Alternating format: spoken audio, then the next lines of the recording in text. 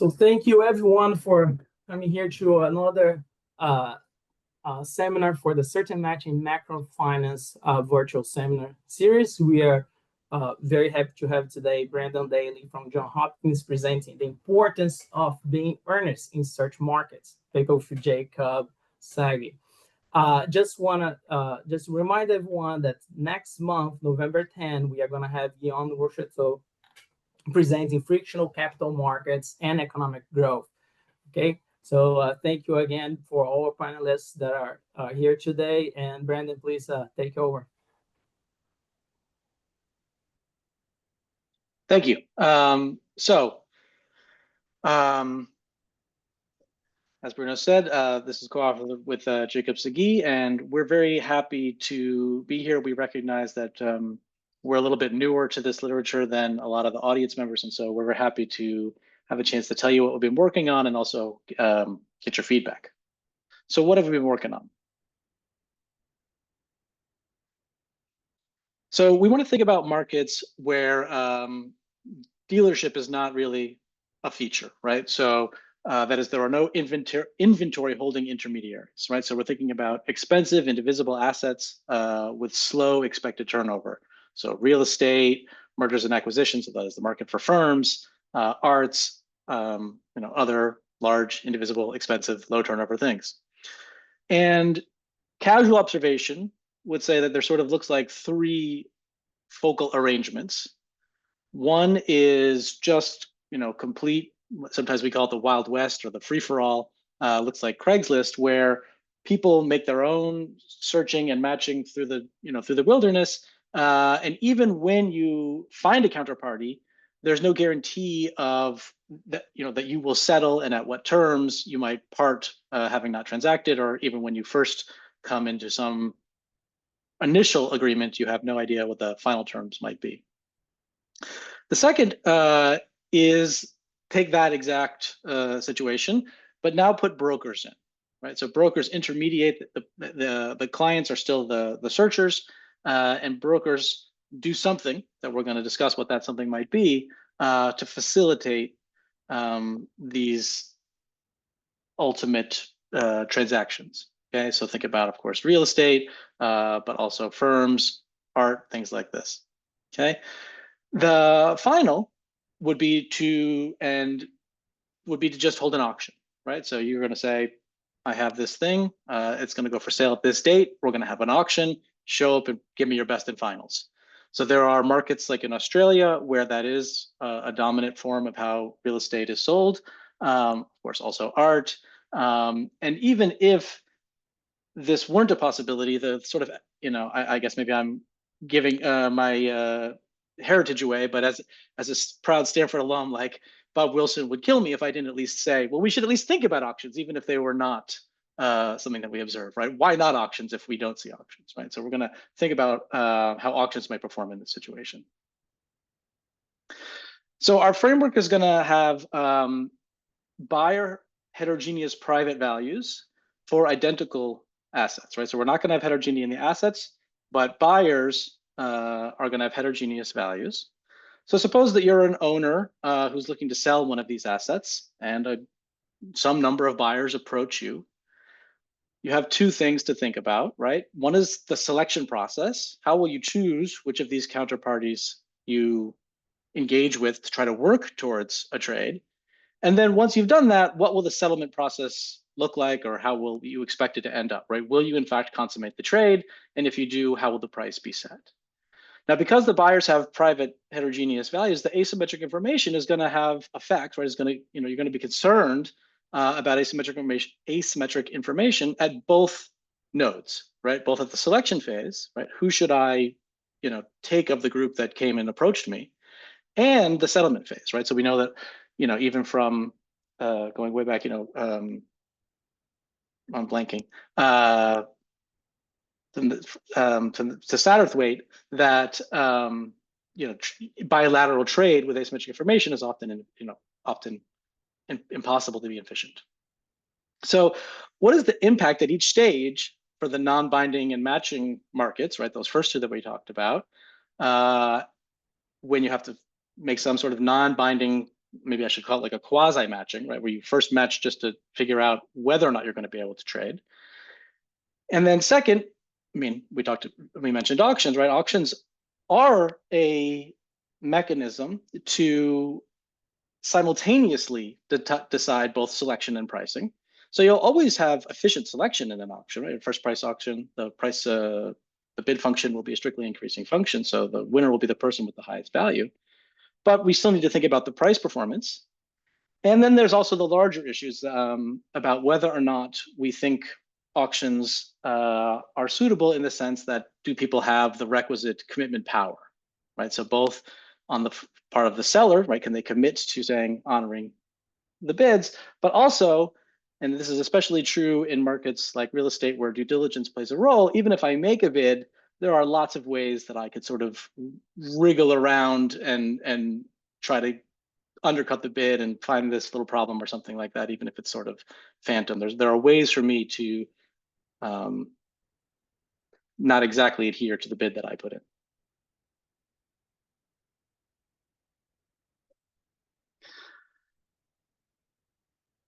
So in doing this, we're going to, what we think, find a sort of different role for what brokers might do in OTC markets, right? So we already said that we're not talking about dealership, right? They don't take on any inventory. And a common non-dealer role that we think of about intermediary solving is providing information for their clients, right? Helping them direct their search, helping them find the right assets. We've completely turned that channel off, right? Because all the assets are identical. So we're going to find that it's still the case that moving from no information at selection and settlement to full information at both selection and settlement stage is going to be very important, both for welfare and for seller value. And so this opens up a role for brokers to certify their own clients' earnest intentions, right? So they're providing they're providing information to the other side of the market, right? They're not providing information to their clients, but working for the transaction to reduce these transaction failures that come from asymmetric information. And so we'll have two effects, both the reduction of the transaction failures. This will be we'll see the bigger, more important effect of brokers providing information about their own clients, right? Keeping them honest. And the second will be that they'll have an effect on selection. This will have a smaller impact on welfare overall, but there's actually going to be some interesting equilibrium effects that we'll talk about as well. Finally, we'll say, well, why not just use an auction? Well, we already said you simultaneously get a way of handling both the asymmetric information at the selection and pricing phase. I've already mentioned might just not be possible. Might not be the case that people have this kind of commitment power given the market that you're in, the sort of legal rules. But we will consider, suppose it was the case that you could both, we have the requisite commitment that's required. Then we'll characterize the conditions under which an auction or a intermediated, broker world is more likely to be stable, right? So when is it that it will be equilibrium for every seller to choose to use an auction, or when would it be that they would all prefer it instead to have broker intermediation without a specific auction mechanism set up? The key considerations are going to be the relative supply, right? How many assets are there compared to how many searching buyers, and how heterogeneous are those buyer valuations, right? The more heterogeneous are, the less sort of local competition I face as a buyer, even fixing the supply. Maybe now would be a good time to pause for questions, or I can move on to talk about the model.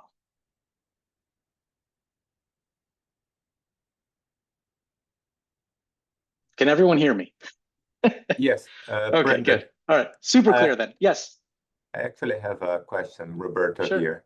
So you're focusing on brokers versus auctions, mostly, I imagine, because of those are the two type of markets that you see out there, right? But there are lots of different ways in which this type of asymmetric information can be fixed, right?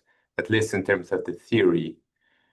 And if we see anything about the housing market in the US and the movement away from brokers towards to things that are more like Redfin in which there was kind of an indication that the brokers were actually extracting too much of the surplus for brands, right? And that was in many ways kind of, for example, controlling the access to the listings, right?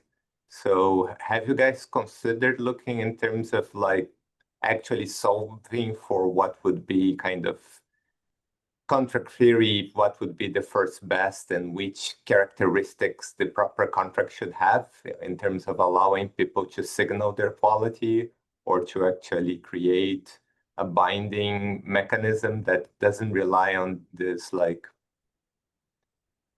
presence of a broker that is long-term, because you're just increasing the horizon by adding the broker, right? The I broker have a will always comment be in on the Roberto's. market. That's a great Okay. comment. Yep, go ahead. It's in the spirit of what's called competing mechanism theory. Yeah, If there's a market set up or one set of institutions that's not working well, there's incentive for somebody to try to set up a different style of market. And sort of Darwinian dynamics, you might hope, would lead to efficient market structure. This paper is kind of set up to think about that. I agree. These are great sort of big picture questions. There are, let me start with the sort of small bore and then speculate. So small bore would be that, well, one, we have not done exactly the question you've asked, but there is this thing you need to consider between the efficiency of the mechanism in the, what I'll call the site game. That is, people show up, right, for the site game. You know, I'm a seller, some buyers come, I'm gonna have some procedure that helps, you know, that decides how this thing will be allocated or not, and priced or not. And efficiency there is not the same as welfare because of the search aspect and all the and values being endogenous. And so we would need to think about the, you know, sort of welfare maximizing market arrangement or competing mechanism, as Randy said. And that's an interesting question. I suspect that the simplicity, so we're not going to delve into the industrial organization, if you like, even collusive aspect of broker pricing. We're going to just think about there being a technology out there that allows buyers to sort of be disciplined and not just bid anything they want and then renege later. What the ultimate price of that would be in equilibrium is not something that and whether someone could develop market power to get that is something that we haven't thought about. So in our framework, I think I'm gonna speculate that the intermediation that we have, you know, since we're not modeling the pricing of it, or, you know, if we just thought about it as being a technology that is sort of available, and the price gets competed away very, very, very small, is probably actually going to be very close to optimal, but I'd have to think more about the sort of grand scheme of all possible mechanisms. Thank you for your question. I saw another hand go up, but now down. I had a question if nobody else, but I can't figure out how to raise my hand. Sure. I was wondering if we should think of brokers in your setting as essentially an escrow account that commits a certain amount of money of the buyer. So no, we're going to think about those differently. For us, like I said, we're not going to get into the fine details. We're sort of going to just point. We're going to study a sort of theoretical construct of just information disclosure, essentially, and we're going to postulate that brokers could have a role in doing that and leave the fine details for follow-up work. Escrow accounts are different. They're not just information. They have, you know, payoff relevant consequences. And I think I'd like to talk about that at the end, because I do have some things to say about it, but it'll be easier to say those things once we've talked about bargaining versus auctions, and then we'll see how escrow is sort of takes elements from both in a way that can sometimes be problematic. So I promise to come back to it if you stay to the end. Thanks. Okay. So setting up the model, we're going to have a discrete time model, but with infinite horizon. And we have a mass of, like I said, ex ante identical assets, kind of like in the picture there. And I'm going to have a unit mass of individuals. So the mass of assets is I for inventory, which could be different than a different measure than the mass of individuals. So we'll normalize the mass of individuals to be unit mass. And each asset is owned by some individual at any point in time, right? There's no free floating assets. Every asset is owned at some point, at every point by someone. And an owner could own more than one asset. There's no rule that they cannot. But at any given time, they can only be sort of what we're going to call well matched with one of their assets. At most, they could be well matched with none of their assets. And so at any given time, they can only have one asset that's sort of fulfilling the need that they have. And, sort of for residential real estate, this is sort of maybe the most sensical, right? I have some primary residence. I might own other houses, but I have the house that's serving my primary need, right? Or I could have no house that's serving my primary need. So to just preview for a minute, the way you'll think about this is at some point I might no longer be well matched with my current primary residence. Maybe I'll get a job offer somewhere else and I'll want to move. But I can move, buy a new house and be well matched with that house and still own my legacy house that is no longer well suited to me, depending on how long it takes for me to sell that house. That's how I would end up having multiple assets, one of which is well matched with me and possibly others that are not. Every mismatched asset, so if I own an asset that is not well matched to my needs, it is available for sale. There's going to be an exogenous probability row that hits every period that could take my well-matched asset and make it no longer well-matched to me, right? So then it will become available for sale next period.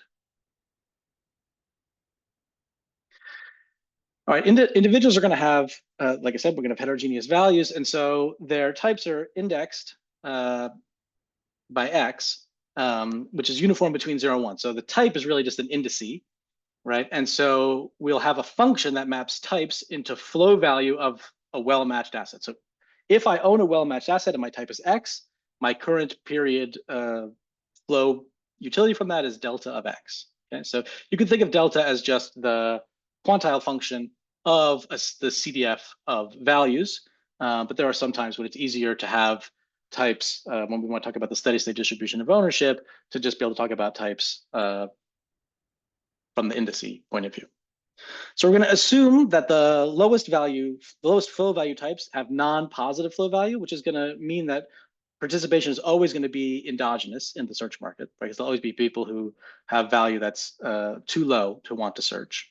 Right? So we'll always be searching for an endogenous cutoff of who is actually searching for assets. We're not going to have any atoms, so delta prime is positive, or it's going to be strictly increasing function, and it's going to be integrable. We're also going to assume that it satisfies the standard conditions from auction theory about the monotonicity of the virtual value. We won't get into much details about that, but we do make that assumption. Individuals are risk neutral, and they have a discount factor of beta, between 0 and 1. So this slide's probably overkill for this crowd, but right. But we're going to have what you may have heard of is called earn ball matching, where buyers look for sellers, and because it's a discrete time model, this is going to just mean that the number of arriving buyers is Poisson distributed at each seller, and this is going to be akin to saying, well, there's a fixed period of time and there's Poisson intensity of a meeting between buyers and sellers. But over that period of time, I sort of just, if I'm a seller, I just hold on to every buyer that I've met during the period, right? They're sort of all on the hook. They're all on the line for me this period, and then we're going to figure out how we go from there. So you should, when I was talking with Semi about this, he very helpfully pointed out to me that so what I call arrival is not the same as what's called matching in some other literatures, where matching would really be akin to both the arrival being selected by the seller among the people who arrived, and also consummation, right? That we matched and we did the trade and then we parted, right? And so I'm going to be breaking those three things apart, right? I have arrival. I like to think of it as there's a search friction to find somebody and a matching friction. You want to find the right type. Yes, yes. It's just language. Absolutely. But the second part will not be exogenous. We're going to model it as a game that happens on site. So after the arrivals, the selection and the consummation will be something that we're going to sort of play out, I guess is maybe how I would like to think about it. So once the buyer arrivals are determined, each asset is the site of some individual settlement Wait, and selection. I couldn't find my audio setting for a second, so I Sure. had a follow-up comment. In, for example, directed search models, there's probably a finding a firm, but then, or a seller in general, but you might get rationed because they have limited capacity. That's different from what you're saying, but it's related. Search doesn't necessarily result in a match. Absolutely. So the rationing that we're going to look at is, like, again, I want to look sort of through a micro foundation of the rationing as opposed to just random or proportional or something like that. That's a good idea. Thank you. That means a lot coming from this audience. Okay, so once the buyers are determined, each asset is the site of some individual selection and settlement game. For now, I'm not going to say anything about the game, but just trust that a game will have an equilibrium that will generate two important functions for us. This QS will actually be a derived object, but I'll put it there just for notational, right? So QX is going to be the probability that the buyer ultimately succeeds in acquiring the asset, right? So that is, they arrived somewhere, they were selected, and they in fact successfully transacted, right? Settlement came out that they did trade, right? Roll all that up and call that Q of X. That's the probability that a buyer of type X will actually acquire the asset this period, right? So the equilibrium, that'll be a derived, the equilibrium will spit that out once we've solved the equilibrium. And then P of X will of course be the expected price that a type X pays if it transacts, right? So this is conditional on transacting. If I'm a type X, what price do I expect to pay? QS will also, you'll see in some terms, that's why I wrote it down, but it's the seller's pre-arrival probability of sale, but it's completely pinned down by Q of X. I just integrate across all the buyers that might come to me. So if I had these objects, I could calculate the steady state ownership distribution, right? That doesn't even depend on values, right? So just give me the inventory parameter, the mismatch parameter, and this Q function, and I'll calculate everything about steady state ownership, search, steady state search, all those things. Given the value parameters, in addition to the ownership parameters, tell me what the discount factor is, tell me what the flow value function is, and tell me what the price function is, and I'll calculate all the steady state valuations, right? Then I would just be taking these as exogenous inputs and going through a bunch of steady state equations. So for example, the seller's value, VS, right, is gonna follow the Bellman equation that I'm sure you're expecting, right? So they're gonna, if they don't sell today, they'll discount, and then tomorrow they'll have 1 minus Q probability, QS probability, that they'll maintain, they'll still be sellers because they won't have successfully transacted. And with probability QS, they will transact, and then they'll get some expected price conditional on transaction. That's what that T is for, right? Expectation conditional on transacting, what's the price? Similarly for buyers, if I were to fail today and have to continue searching, what would my continuation value would be? Well, I would discount, then I would search, and then there's a probability 1 minus Q of X, I will still be a searcher, I'll not succeed tomorrow. And with probably Q of X, I will succeed, in which case I'll get G of X, which is the value of ownership, but I'll pay a price, P of X.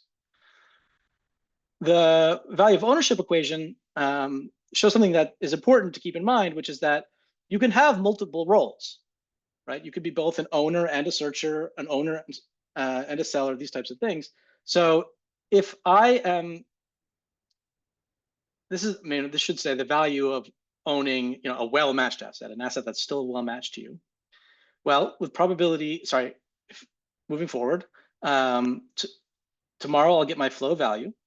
And then with 1 minus rho, I'll still be well-matched and I'll just continue with my value.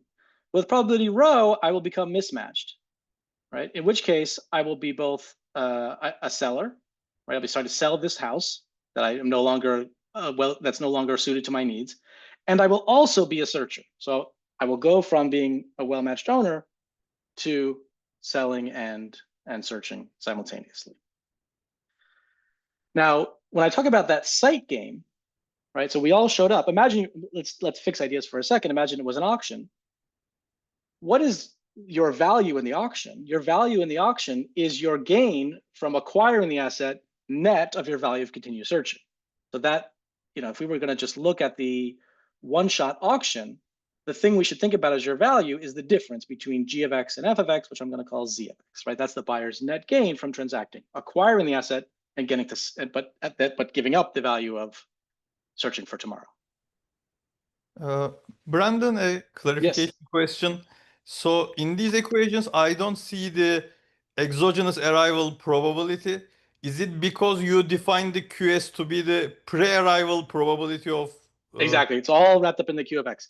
Okay, so Sometimes that makes it simpler, but it also packs a big punch. So the Q of X has both the exogenous component from the earn ball matching, right? What's the chance that when I get to a site, what's the chance I'll be the only bidder there? What's the chance it'll be me and one other? What's the chance it'll be me and two others, et cetera, et cetera, et cetera. Across all those possibilities, possibility by possibility, what's the probability that I'll be the one who transacts? Sum them up. Okay, thank you. Yeah, there's a lot packed in there. Okay. Can I also ask a clarification question? So the separation rate is not a function of X, but then the correct. X The row comes for everyone. But the X stays for every. So there's some general equilibrium effects of the distribution of X's in the search market then. Is that correct? The first part you said is correct. The second part I'm not sure I understood. So let me say the first part. Yes, the separation rate does not depend on X.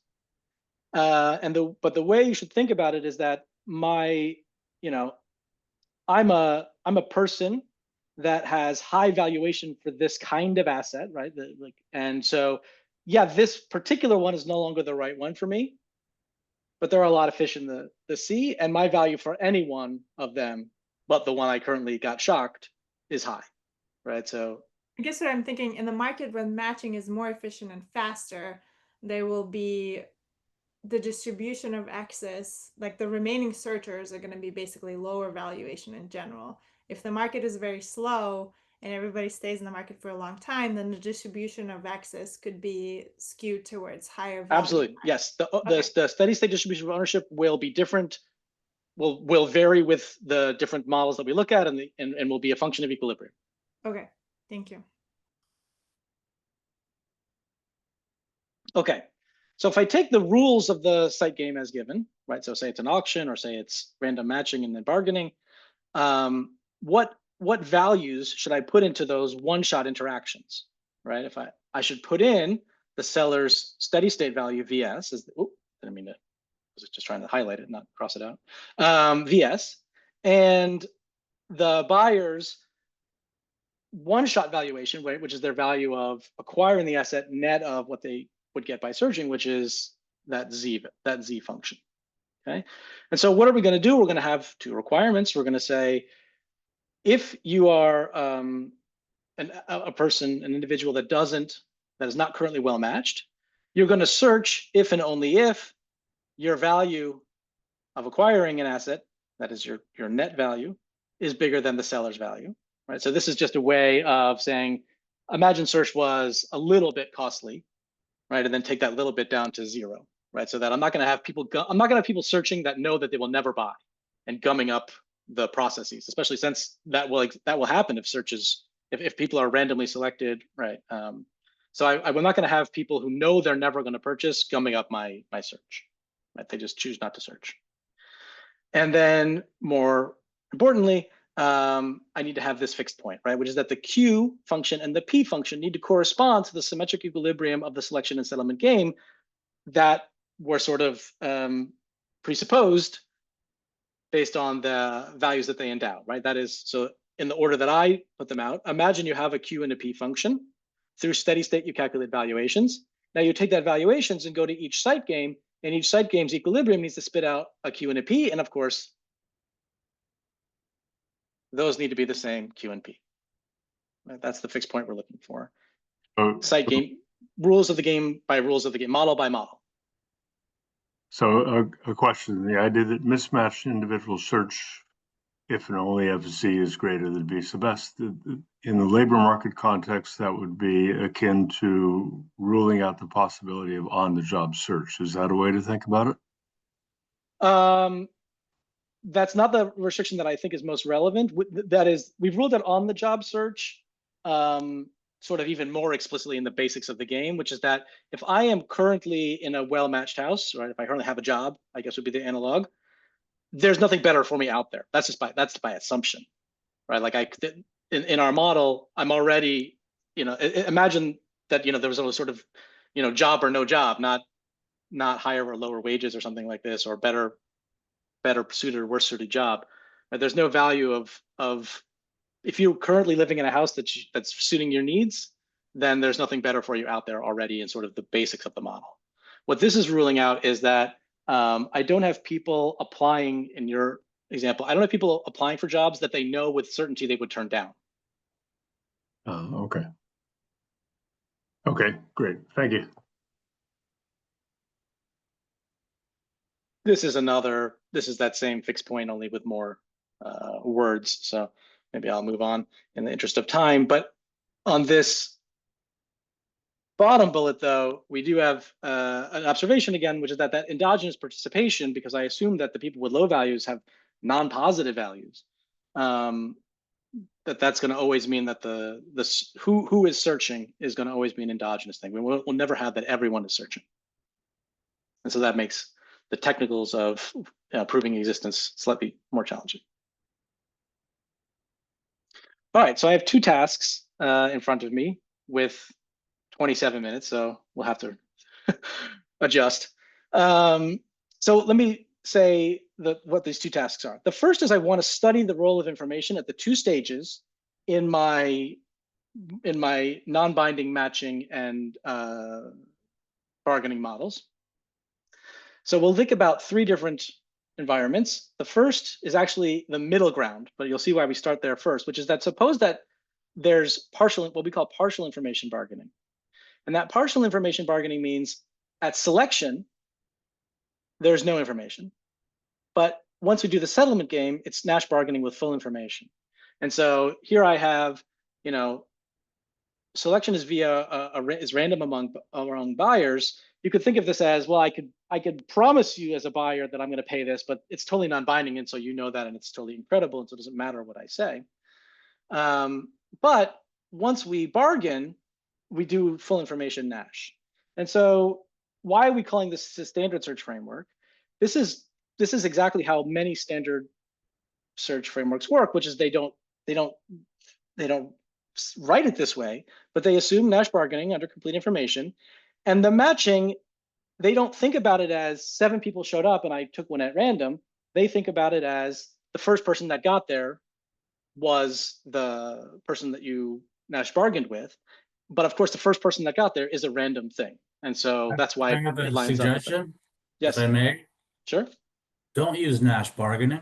That's an axiomatic solution concept that's static, partial equilibrium, and cannot accommodate issues like information. Now, what you could do is use a strategic solution, many of which generate similar outcomes to Nash. Think of that as a micro foundation for Nash.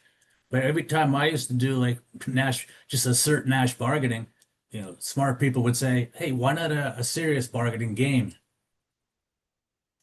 So one, You can do that pretty easily, I think. It's just a matter of how you market it. Sure. Let me continue, and then maybe it'll become clear. So this is the game. This is the model in which we are doing full information, right? So I don't know how it became full information, but that's what we're assuming, right? We're saying this is not the model of the world. This is a benchmark, right? And so many people use Nash bargaining, and so we're just following the literature. I agree with you. In some models where everything is linear, like Pissarides, Nash is fine because it gives the same outcome as simple strategic models. In more interesting or dynamic models, it doesn't necessarily give the same outcome. And we much prefer the strategic models. So would Nash. Okay, I won't talk anymore. Go ahead. That would be that's perfect. We're going to have a completely linear frontier because we have expected utility maximizers with risk neutral and quasi-linear utility. So we have a totally linear frontier. So you could use Rubinstein, you could use lots of things. In fact, I'm going to show you a model which is strategic that perfectly aligns with Nash as we take the asymmetric information away. And so that's part of the contribution of the paper. But for the standard model, we're going to go with what's standard, and which is that people use Nash bargaining all over the place. But if you like it as Rubinstein, that's totally fine too.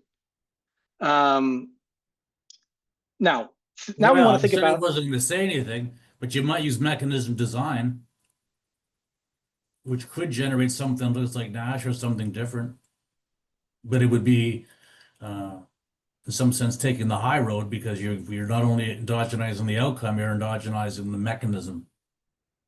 Let's postpone for like, give me a few more minutes, and then I think you're going to be really, I think you're going to be really happy. Okay, so imagine there's no information, right? So I have to select randomly. I mean, I can't say anything about anybody, and then I need to bargain under asymmetry, right? And we're going to tell you about a framework we're using for the bargaining under asymmetric information. And let me just postpone that until we get there, but I think you're going to be quite pleased with it. Finally, let's think about full information, which is both I select with full knowledge of of the buyers who've shown up and their valuations, and then we use Nash bargaining. But again, if it's not Nash, it's not your cup of tea. It will just be the special case of this mystery mechanism I'm about to show you when information is complete. The second task, which I'll probably only talk about a little, is thinking about going from no information to full information via the things that we talked about at the beginning of the talk, right? Using certification from intermediaries, right? That is, intermediaries certifying their own clients, earnest intentions, right? Keeping them from, pretending to be types that they are not, in order to become selected. Also making sure that transactions are completed whenever efficient, right? We'll also look at auctions via committed bidding, and we'll think about when either structure might be more likely to arise.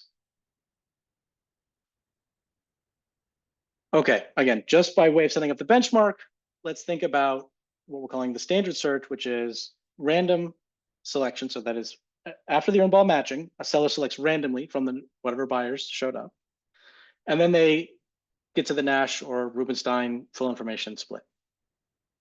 Okay. Steady state always, so now I have to solve the whole, that's the equilibrium of the individual game, but you have to solve for the whole steady state thing.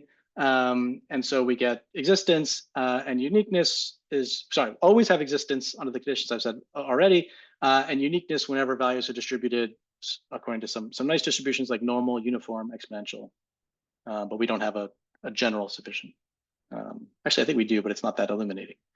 And it's characterized. Maybe I'm missing something. Like, why the benchmark is the random selection? If you're gonna benchmark with full information, why don't you just select the highest value? Like I said, if I think about a standard search model like Duffy, Garliano, Pedersen, right? How does it work? You model in continuous time, and the first person that when you bump into somebody, that's who you bargain with. You don't collect 7 people over a period and then take the best one. Many search models allow you to do that. Manzio Smith in IER, for example. But that's, you don't know all the literature. I'll send you like a bibliography of other people's work. It's different. It's different. They like to have multiple offers because they can use it in bargaining. I would love just the paper. Given the survey paper that Randy wrote with Veronica and I'm blanking on the 2 other co-authors. Everything I've read from Pierre, everything I've read from Duffy, Garliano, Pedersen, I'm comfortable calling this the benchmark model. Do I claim that there are no other models out there? Of course not.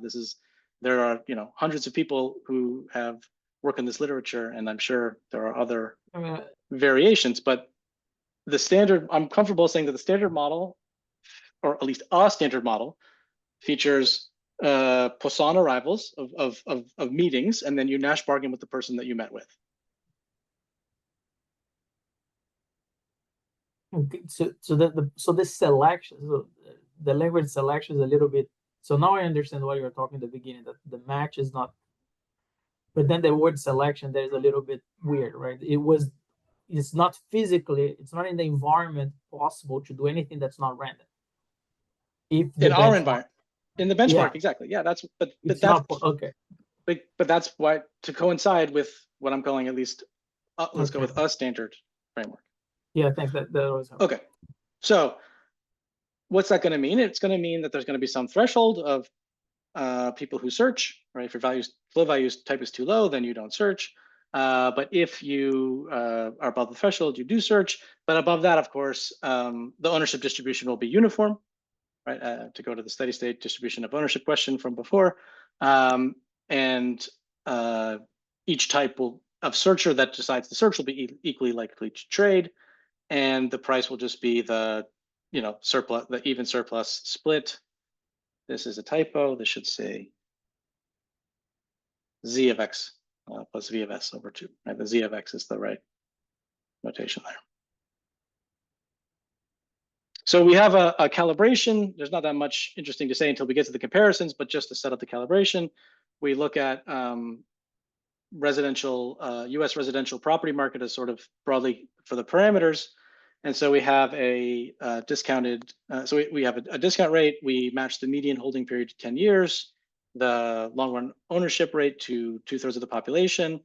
Types are normally distributed, and this average price at 60,000, you might say, well, 60,000, that seems too low for the US residential real estate market. But this is, remember, we normalized the value of being in the mismatched to 0, where of course you could always think of that as being the rental option. And so this is the premium that buyers are willing to pay over rental value, right? And that is estimated in literature to be on the order of 60,000. Okay, so now let's talk about the information more seriously. Hopefully this will answer some of the questions. So again, selection has to be random because there's nothing to select on but that. And so how are we going to model bargaining with asymmetric information? We'd like some desirable properties, right? We'd like it to converge to Nash or whatever is your full information model of choice. If you like Kalai-Swedinsky, or you like Kalai, or you like Rubinstein, or whatever you like. In this setting, virtually all of them are going to give you the 50-50 split because it's linear frontier bargaining. And so we'd like it to converge to that, right? So notably, if I give the seller the power to make a take it or leave it offer, that's not going to converge. If I do Coasian bargaining, which is something I've done some work on, and where how does Coasian bargaining work? It works that the uninformed side of the market, the seller in this case, makes offers, and if they're rejected, they make offers again. And if you think of the frequent offer limit, you have this sort of paradox where you're competing with your future self so much that it's as if you've given all the surplus to the buyer. That's not going to work either. So we want something that converges to, again, I have Nash, but whatever is your preferred a full information bargaining outcome. We'd like it to, though, have some reasonable foundations, be it strategic or non-strategic, depending on your cup of tea. And of course, we'd like to use it. We're going to put it inside a larger steady state model, so we'd like it to also be tractable. And so this is, the beauty of being an applied theorist is that sometimes someone who does more basic game theory than you comes along and does exactly what you want. So the next time I see Martin Pesky in person, I'm gonna give him a big hug, maybe even a kiss on the cheek, because he recently published a very beautiful paper where he looks at the following game. There's no deadline. If there's a bargaining game, just two-person bargaining game, exactly with our structure, where we have quasi-linear value and one-sided private information and risk neutrality. And so there's no deadline. We have discrete time. Offers, though, are frequent, so you can think about arbitrarily, frequent. It's not alternating offer. It's random proposer. So each period there's a chance you'll, let's go with the 50-50 one to get to align with equal bargaining power Nash. So it's a 50-50 chance that either of us will get to make the proposal next period. What's the tweak, right? So the tweak is that parties propose trading mechanisms, not specific allocations, right? So for many years, we've looked at what if I offer an allocation, which is a probability of sale and a price, right, then of course there's going to be all kinds of problems with the asymmetric information aspect, right? So there's a reason why in Gaussian bargaining, it's the uninformed party that makes the offers, because then you don't have to worry about the signaling content of the offer being made by someone with private information. You have to worry about all these types of equilibrium refinements, and it gets very ugly. Well, some people say it this way: you want to do a screening model, not a signaling model, because the signaling models have way too many equilibria. Well, that is what the literature for many years has thought. And so I'm saying that's why people do Gaussian bargaining. But what Pesky says is it's totally fine to have both parties making the offers, as long as the offers that are made are mechanisms, not allocations, right? So I propose, whether I'm seller or buyer, I propose a trading mechanism, right? Which is essentially a menu, right?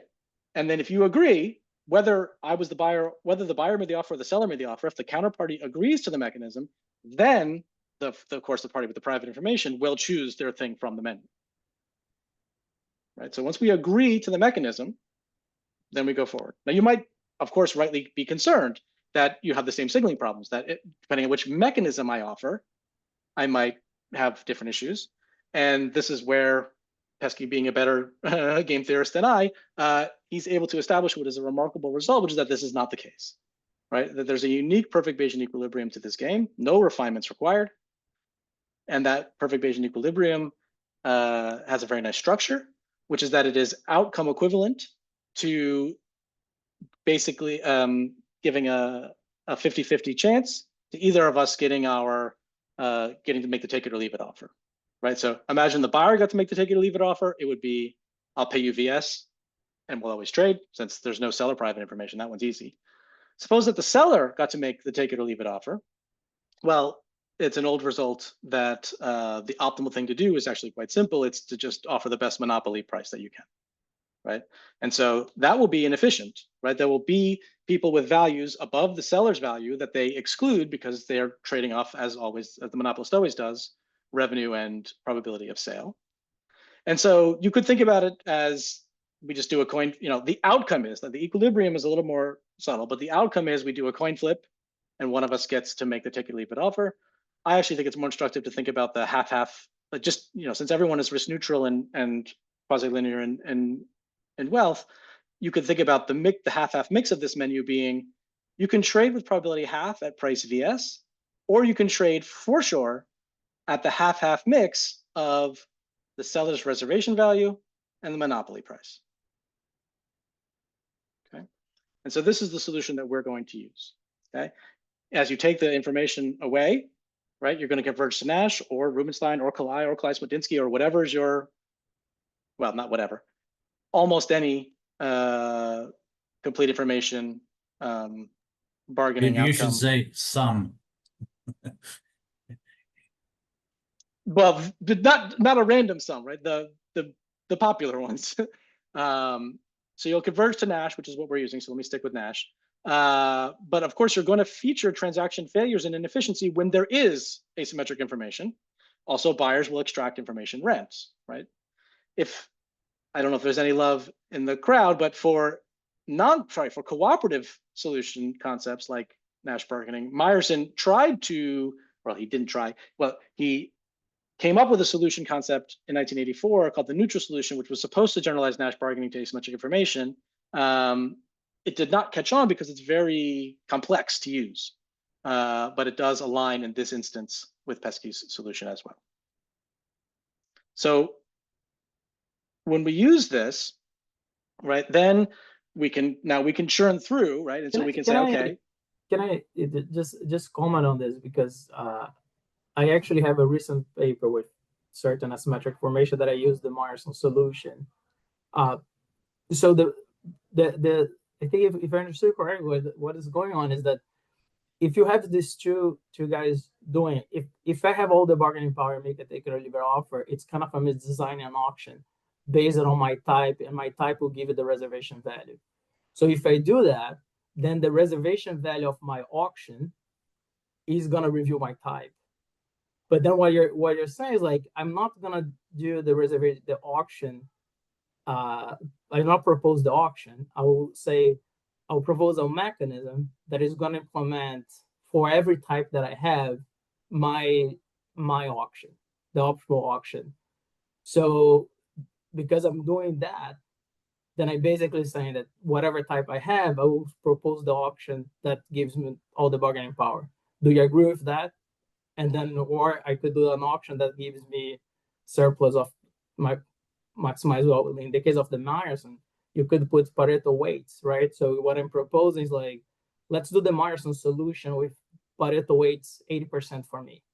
Let's do Meyerson solution with Pareto weights 50%. And what this is basically doing is making sure that you're kind of like doing the Pareto weights of the Meyerson solution, not the specific type of, and that's why it's kind of, it's super nice actually. Like you are probably deeper into this than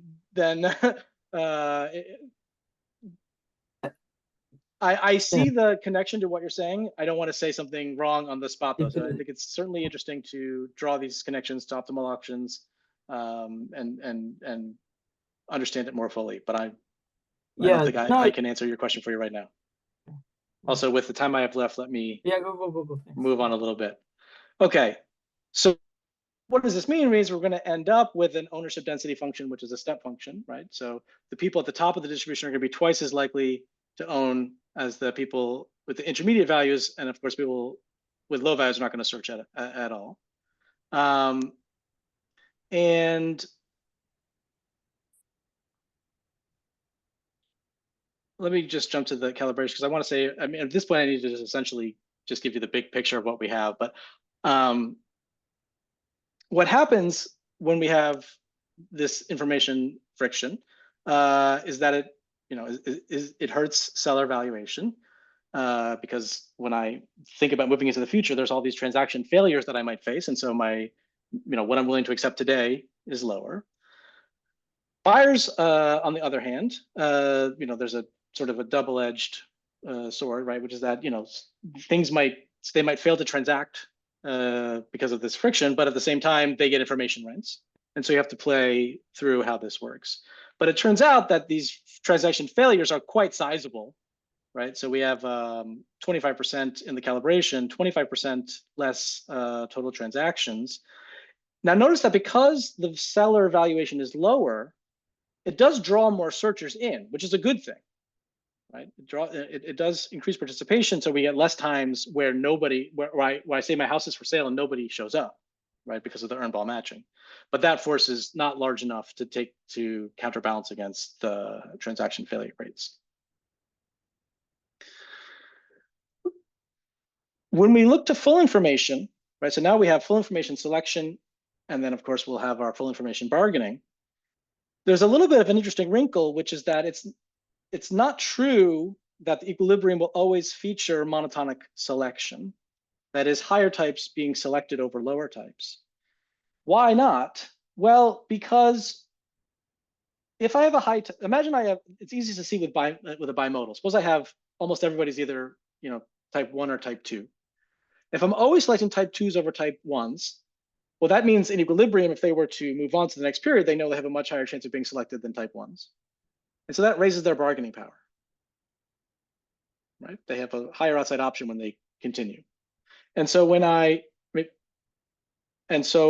if I were to make their types very similar in true flow value, but I'm always selecting a higher type over a lower type, at some point, I'm, as a seller, making a mistake because their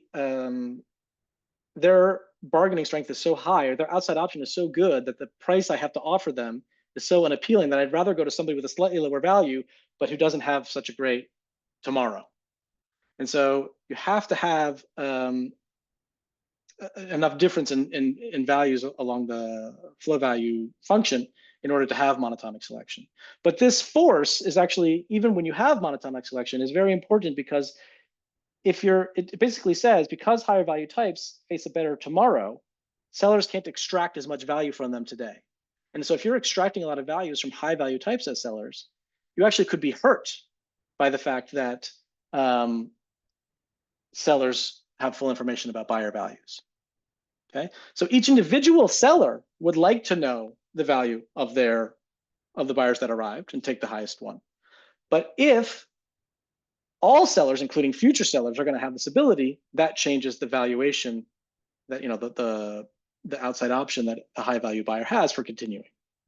And so this force, even when there is so sometimes it prevents monotonic selection, period. But sometimes, sorry, even if there is monotonic selection, it still puts pressure against seller valuation. That sellers overall might be hurt by the fact that they have access to this information. And so, in fact, in the calibration, this happens. So in our main calibration, seller value is lower relative to the selecting randomly, but bargaining under full information. Having seller have full information selection actually hurts, okay, the seller valuations. But we show that whenever this happens, not just in the calibration, but if seller value goes down because of full information revelation at the start, then welfare necessarily goes up, because the selection rule is the same across the two worlds, but I've drawn in more participants. And so I always do better in terms of welfare overall if seller valuations go down in the full information versus partial information. Now they might well go up, but if they go down, if seller valuations go down, then welfare must have gone up. All right, with the remaining time. Quick reminder, we have 5 minutes before we move to the Q&A part. Okay, perfect. So what I want to do with those last 5 minutes then is say, look, okay, what, you know, you can think of the paper in some sense in two parts, right? The first part is think about what we're calling this non-binding search and matching, right? Where just because, you know, we have you know, sort of meetings, but that doesn't necessarily mean that you'll match and you'll consummate the trade. And so we've at least looked at one way in which we might think about selection and settlement for various information environments, right? And for this crowd, I think that might be, you know, an important, you know, sort of theoretical framework to work through. Then we're going to, now that we've looked at the different possibilities, right? This slide, at least in the calibration or in a comparative static on the calibration, shows that the welfare moving from no information to full information is sizable, but most of the gain comes from the second part of the information. That is, remember, you could have no information that's at selection and no information at settlement. That is bargaining with asymmetric information. I could introduce the information only for the bargaining, or I could have it be for the selection and the bargaining. I'm not going to allow forgetting where I select, but then I go back to having asymmetric information, right? So because of the arrow of time, there's not 4 possibilities. There's only 3. So you can have none. You can have it in stage. You can have none. You can have it in both, or you can have it only in stage 2. Okay. And what we show, or what we find, is that the value of the information for welfare is much higher in the bargaining than it is in selection. Okay, so these transaction failures that come from the asymmetric information bargaining have a much larger effect than not occasionally, but you know, misselecting in the selection phase. Now that we've seen, you know, how important it is to have the information, we can look at the 2 possibilities that we discussed for delivering this information. The first is thinking about certification through intermediaries, right? So again, in a sort of or unmodeled way, let's think about brokers being part of some reputational network, and they sort of keep their clients in line, and so that their client buyers can't be doing all kinds of crazy things, and so their brokers essentially vouching for them, both of the selection, or potentially both of the selection and settlement phases, right, to help them be selected, but also to make sure that they don't end up with a transaction failure. And then we'll also talk about options. So people who have seen disclosure games before maybe are not, you know, should be anticipate or familiar with results like this, although there are some additional subtleties due to the steady state nature of the endogenous valuations. But nevertheless, we find that if there was a technology available that was free for the buyers, maybe sellers have to pay, but free for buyers, that could be used to disclose sort of hard information that is, be credibly certified, that there will in fact be a fully revealing equilibrium. So it'll be equivalent to the full information followed by a bargain, right? There'll be no transaction failures. Selection will be based on perfect information about type. As long as we have our necessary and sufficient condition, it will in fact be monotonic.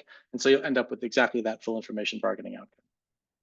If instead buyers had to pay for their own certification, then of course there'll be buyers who it's worth it to take a chance and search and hope to be the only person who shows up at the specific asset, not be certified and say, well, I'm the only person here, let's bargain under asymmetric information, right? That'd be better for them than paying for the certification, given how unlikely they are to be selected in the end. And so because of this fact, if buyers have to pay, there will not be a fully revealing equilibrium, right? There will be people who show up that don't have their types certified credibly, which of course means that we'll go back to there being positive probability of transaction failures and equilibrium. And so sort of talking about the current state of residential real estate, it's a bit apropos since there is a regime change based on a judge's ruling that the old standard contract where the seller did bear the expense of all of the both parties' brokers was deemed anti-competitive, and so they are having to figure out exactly what fits within the rules. It's not the sell side can never pay for the buy side's broker, but they have to change exactly how the contract is written and advertised and how flexible it is and things like this. But if it were to, the old version sort of ideally lines up with what we discussed, which is that the buyer sort of has no out-of-pocket expense for the certification of their own broker.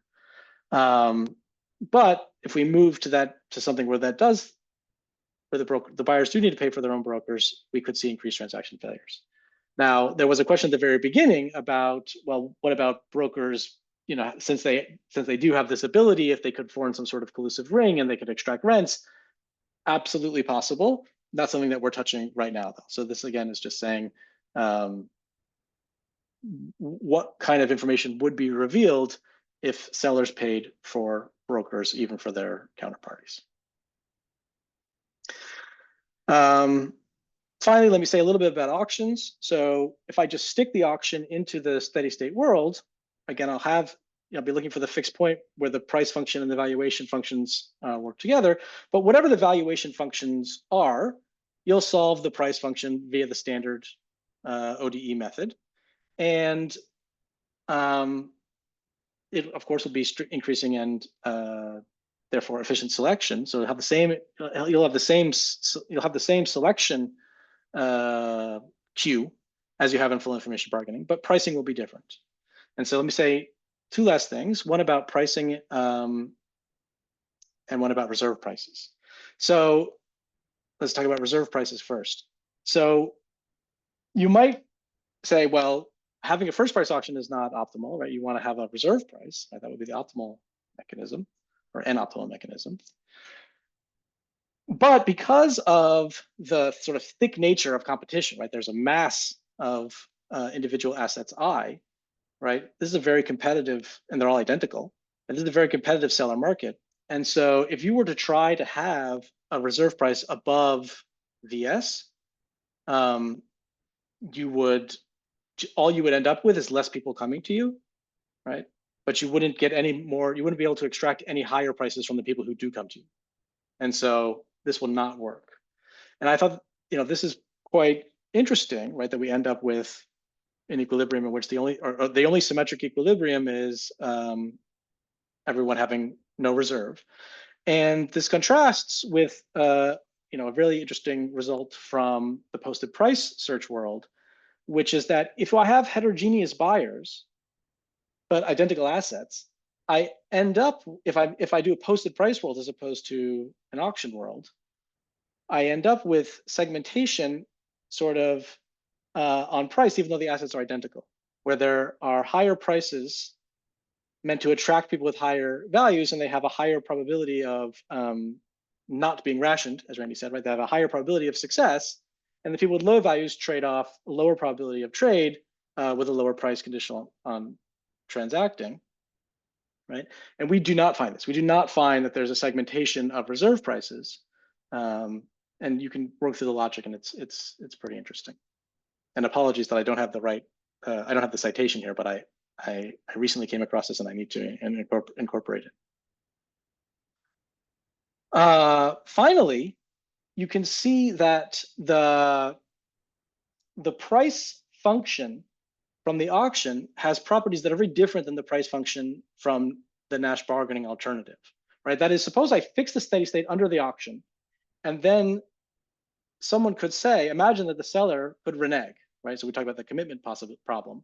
If the seller could renege, well, this particular example, they're going to have a really strong incentive to renege because the price, type by type is higher under the auction. Sorry, is higher under the Nash bargaining that is under the auction.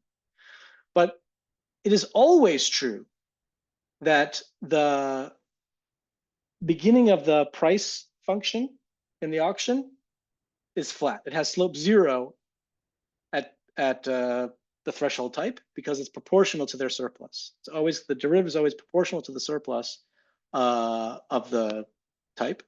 And so at the bottom, there's no surplus. And so it's always going to have a flat start. And so even if it's not globally above, the red will always, and the bargaining price never has it's always strictly increasing. And so there always is going to end up with the red being below the blue, at least for some portion. And so the seller would always have at least a positive probability of seeing something that they'd like to renege on. Finally, let me just look at this last thing that I promised, which is that we've thought about different possibilities, intermediated bargaining and auctions. When might we expect that sellers would be in equilibrium, that is, there would be a symmetric equilibrium in which all sellers chose one or all sellers chose the other. And if I look at this picture on the left, we see that as we vary the parameters, in this case, we're looking at total supply and the heterogeneity of buyer values, we see that when there is a lot of buyers, there are few assets, and so a lot of buyers per asset, and not a lot of heterogeneity, then auctions are going to they're going to work very well for the seller. Okay, so sellers are going to want to just use auctions, right, when things are very competitive. But if there's a lot of buyer heterogeneity, I guess that'll be up, or if there are very few buyers per asset, then auctions will perform poorly because the buyers don't compete with each other enough. And so in this range of the parameters, we're going to find that the equilibrium would be that all sellers would like to have a intermediated market. And so this is maybe the closest I've come to the competing mechanisms questions that we got at the very beginning of the slide. But again, I've only considered 2 mechanisms, not all possible mechanisms. But when would one be the, this is not a social planner that's choosing, right? This is saying, when would each seller be, when is there symmetric equilibrium in which we would each choose intermediated bargaining, given that the rest are choosing intermediate bargaining? And when would there be that we would each choose auctions, given that the others are choosing auctions? You can see that there is a thin red band here in which there is no pure equilibrium between the two. And so it would be something like a mixed, or some people choose intermediation and some people choose auctions, and you get exactly the right mix in order for there to be an equilibrium. Okay, and then of course, it's nice that our main example, our baseline calibration for the US lives in the intermediated brokered part of the parameter space, not the auction, since that is in fact what we see largely in the United States, not auctions. All right, thank you very much for having us and for all the questions and comments. I think I've said most of the things I want to say about the conclusions already anyway. So I did promise, though, I would talk about escrow or deposits. And so let me do that as part of the Q&A. I'll just say that that was the first Q. When you have escrow or deposits, right, you might think, and I certainly came with this intuition, that there's basically going to be a first price auction for the right to be selected, right? So I'm going to have, I'm going to have, if more than one bidder shows up, they're going to, if I have an escrow or a deposit account, I'm going to have a first price auction for the right to be selected. Okay. The problem with this is there's still the settlement phase afterwards. And so you end up with that the deposit and the bargaining that comes after, right? So I put some money in the deposit account, I'm selected, but then we bargain.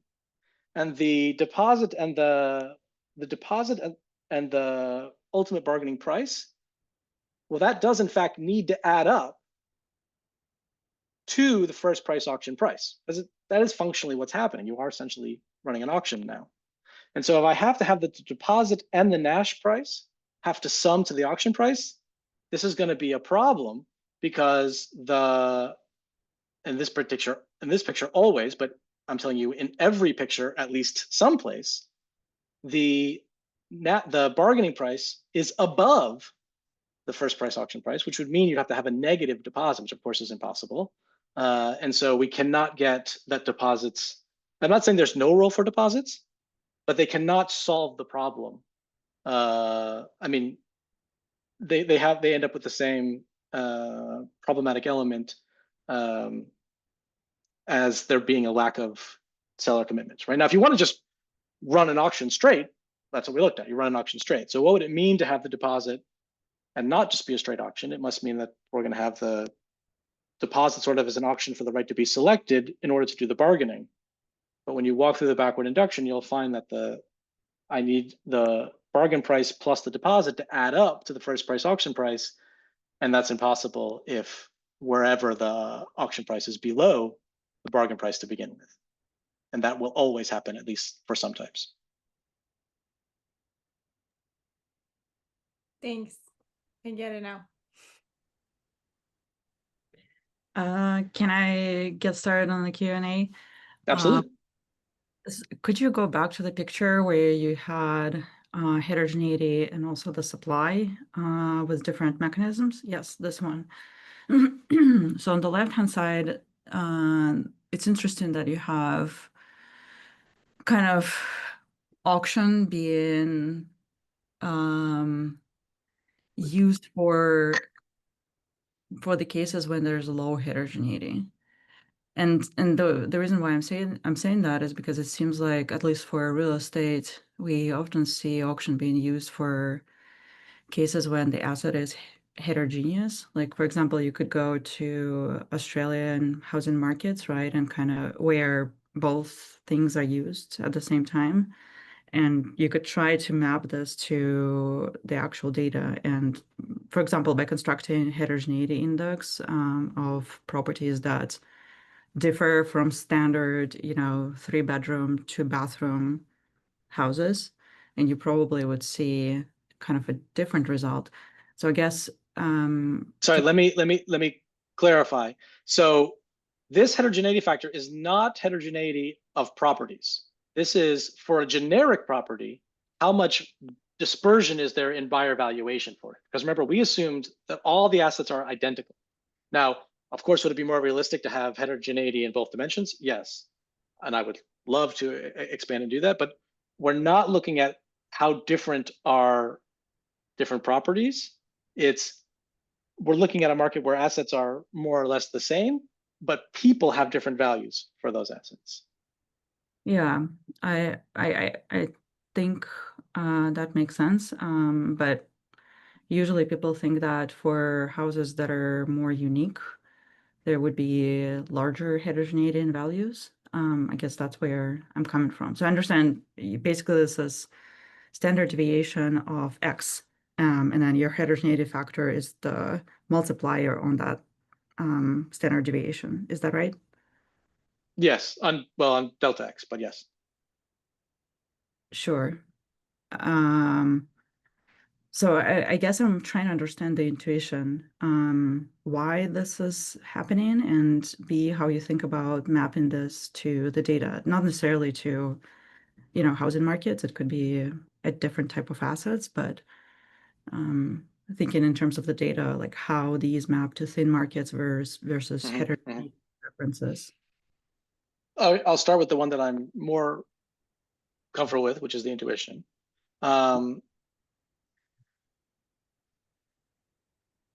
When you have an auction among people with who you expect on, you're going to get a random draw of a random number of people, right? But if on average the people that do show up, you're expecting to have valuations that are like quite close together, that's going to mean a lot of competition, and they're going to bid more. Like that's just a compare static on the bid function, right? So I mean, just think about if I have two people and their values are perfectly correlated, then if I draw value 6, I know you drew value 6, so I know I have to bid 6 or I'm not going to get the place. Whereas if it's the same distribution, if I have the same value, but there's more heterogeneity, I know, well, if your value is higher than 6, I'm not going to win anyway, so it kind of doesn't matter so much. If your value is lower than 6, I'm probably going to win, and I can shade down. It only matters what's the likelihood that you're pretty close to me, right? That's what determines how much I need to bid. And so if it's fairly unlikely that you're anywhere near me, then I can shade my bid more, right? And so that's what pushes the auction to be more attractive when values are more compressed, right? Less homogeneity. People think, well, if I'm here, there's someone, and my value is 7, there's likely someone else who has a value close to me, and so I'm going to have to bid close to my value. When we think about intermediation, right, which is the bargaining one, once you've been selected, you're it, right? It doesn't matter if you were one of 1 or if you were one of 17. Now it's you and this person, and all that matters is your future value.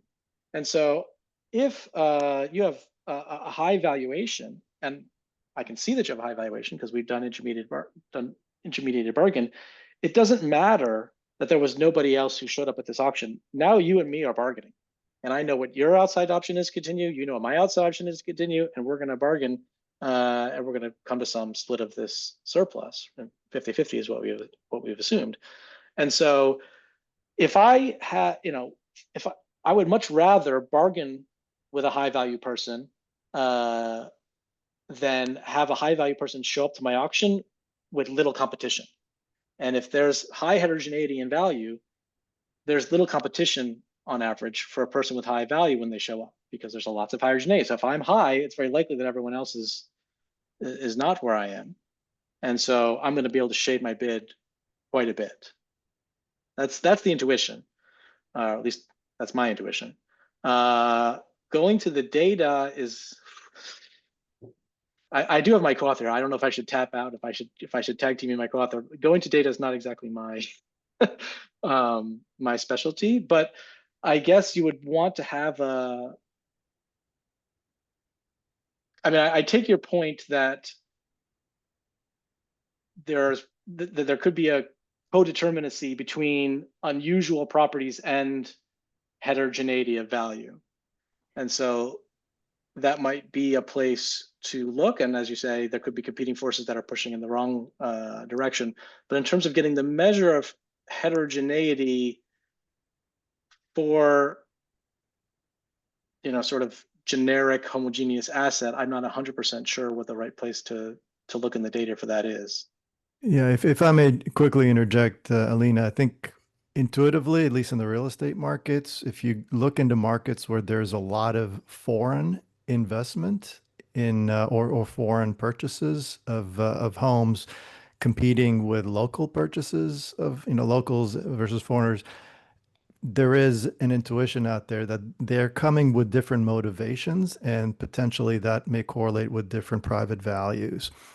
Now, to that point, Australia has undergone some changes. So Sydney, Melbourne, Brisbane, et cetera, have become more internationalized. So, you might see differences in terms of the merits of, you may see more heterogeneity in those than you might in Perth, but this is entirely speculative. Right, but it seems like then that would mean that auction should be corresponding to higher heterogeneity in the data. You have to also remember that supply is versus demand is a really important component here. And it also so happens that Sydney, Melbourne, and Brisbane are cities where the demand far outstrips supply. At least that's my understanding. Yeah. Okay. I don't want to hijack the Q&A session, so if there are any other questions, go ahead.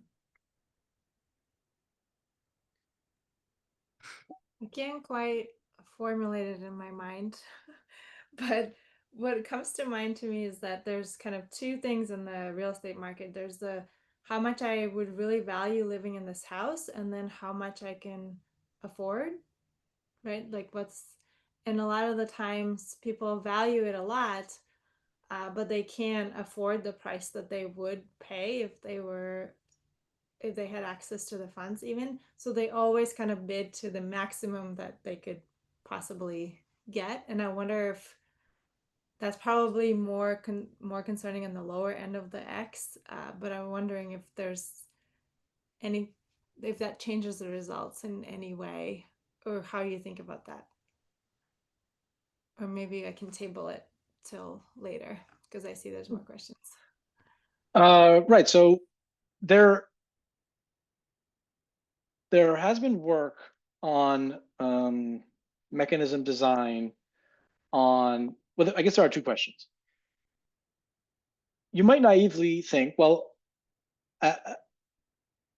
we should just take the max of your value and your ability to pay and call that your value, right? That, of course, if you did that as a strategic thing, you might, in a game that might be functionally the same. Now, would it affect welfare calculations? Absolutely, because if you think there is some true value that this person would be getting, but they can't sort of access it because of financing constraints, then it would affect, you would sort of get the wrong welfare implications if all you did was say, whatever someone's max willingness to pay is, if that's lower than their value, then we'll just call that their value and move on. But interestingly, I think it's Rakesh Vora done some work on mechanism design where he showed that, in fact, the correct, depending what your goals are, but the correct mechanisms to use are not ones where you just collapse the type into just the maximum willingness to pay, the max of that and their value. That you should be using this information within the mechanism itself. And I don't know what it would look like to import that into our setting, but that's certainly something that could be interesting to think about. But more generally, I think, you're saying we know that houses are bought on credit, and so a complete model should have some element of this. And insofar as credit is constrained, that would have implications, for the model. And I completely agree with that. Vladimir has a question. Hi, Brandon. I enjoyed the talk and thank you for inviting me. I have a question. A lot of the theoretical part kind of went over my head. Sorry about that. But what I was kind of expecting is that when you introduce a broker, that the broker will naturally kind of segment the market and that would lead to a kind of not the random search, but rather targeted search, or where the different valuation buyers are going to be sorted out, because the broker would have an incentive, and depending again how it's compensated, but it would have an incentive for transactions to occur, and so I wouldn't be optimal. And I think you mentioned that in the end that doesn't happen in this model. That the search doesn't become kind of directed. Does that make sense? I'm not sure, if that makes sense. So there are a couple of different elements that I want to draw on. I'm not sure if I'm 100% understanding your question, but there's a traditional role for brokers, or a traditionally thought role for brokers, which is directing their clients to the assets that are best suited to them, right? And we have purposely turned that off by assuming all the assets are identical. So like there is no role for brokers to do that, right? I'm not saying brokers cannot do that or that can't be an important service, but it's one that's been thought about before. And so we're looking for something different. So we turned that off. Okay. And so introducing brokers is not going to do that part for us. So I don't know exactly what you mean by directing them or segmenting that brokers would do that. But it is absolutely true that the introduction of brokers vastly increases, like it has a large impact on the rate of successful transactions, right? So now the way we've modeled it is fairly, I don't know, say direct.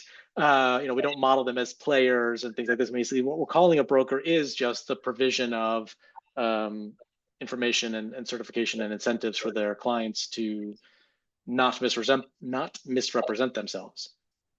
And so this leads to the elimination of those transaction failures from asymmetric information.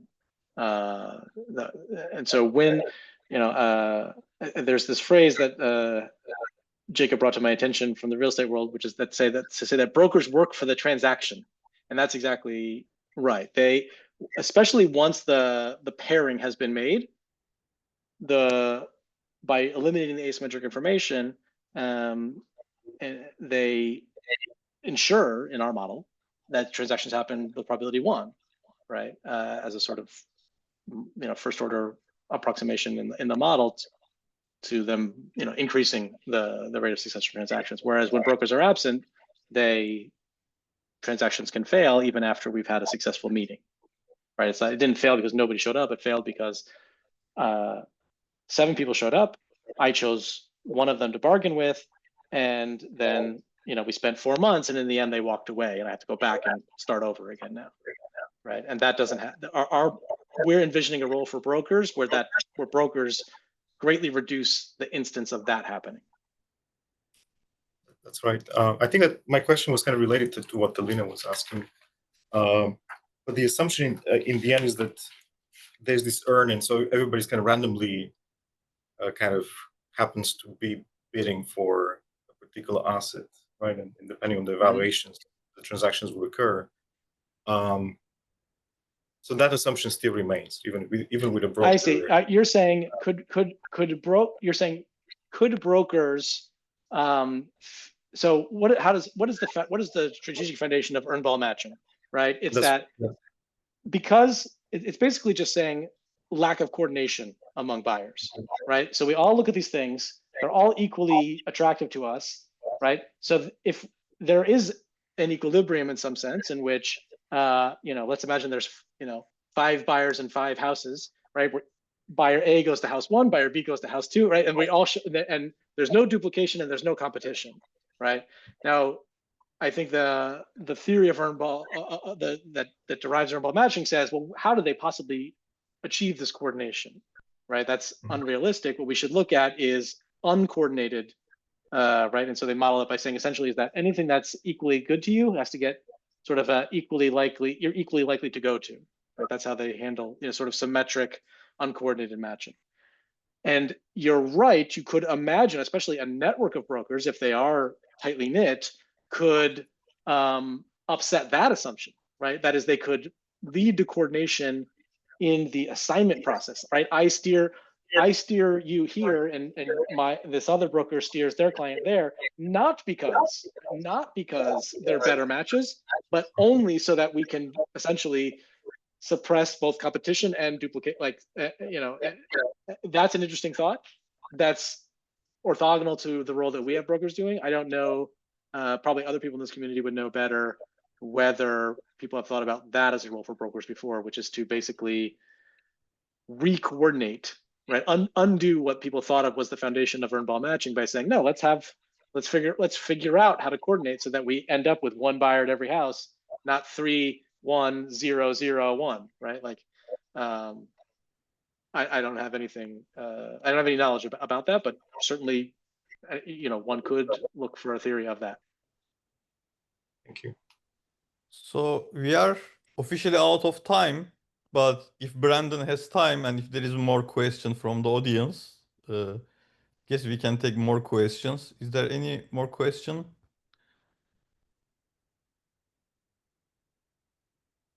Okay, so I have a question, Brandon. I have time. It's not about the real estate. Probably relates more to other type of asset markets, but mostly about the model. So you are using the pesky pricing mechanism in the no information case, so to tackle the asymmetric information. So right now the houses are or assets are basically standard and symmetric, and all the information is symmetric about buyers' private valuations. Would it be possible to also consider Lemon's problem in this situation? Like, for example, maybe there is two type of assets. One is the standard assets like you already have. Another type is lemons. Actually, nobody can be well matched with a lemon, but only the owner can know if it's a lemon or not. So before buying, you wouldn't know. Uh, so would you be able to that? Solve that problem by using the pesky pricing mechanism?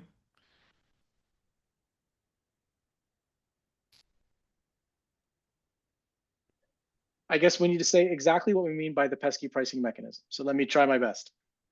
So pesky, there's three things. There's the model in terms of valuations and information. There's the game, like who, and then there's the result, right? So the model that he proposes is one-sided information, right? So you're outside of what he proposed when you do that. Now, could you still look at the same game in which we look at alternating offers of mechanisms? Absolutely. Maybe he's interested in doing that follow-up paper with you. Maybe he's already written it. I don't know. Maybe it's a working paper, or maybe he's already in progress. I don't know. But he hasn't. The paper that we're citing is one-sided asymmetric information. You could still look at the same game, right? Random proposer of mechanisms, but you'd have to solve it. You couldn't appeal to his result. I see. You could also say, look at what we call the random proposer solution, right? And just say, hey, we like this. It's simple. It's tractable. It converges to the, as I take both information's asymmetries down to zero, it converges to our full information concept. So we could just say, yeah, we like this. We like this solution concept. Yeah, it happens to, it has lots of nice properties from various things. In the one-sided asymmetric information, it has a nice strategic foundation, but it has other nice properties still. But you wouldn't be appealing to Pesky's foundation for that mechanism. But it's a very good question. It would be very nice if the result generalized, but I have nothing to say about whether it does or does not. Well, can I say something quickly about that? So Semi, I mean, there's another dimension, I think, to your question, which is we have transaction failures in our model. They happen because of the bargaining mechanism under no information, the pesky solution. I take your question to also suggest that there could be other reasons for failures, which is that you are matched or you arrive as a buyer, you get selected, and then you find out that the house is a lemon, and so that leads to potentially a failure in transaction. And I think that's a very interesting idea in a search setting. So that's not a bargaining issue. That is a search kind of twist. And that's kind of what I want to say something very quickly about, which is the following.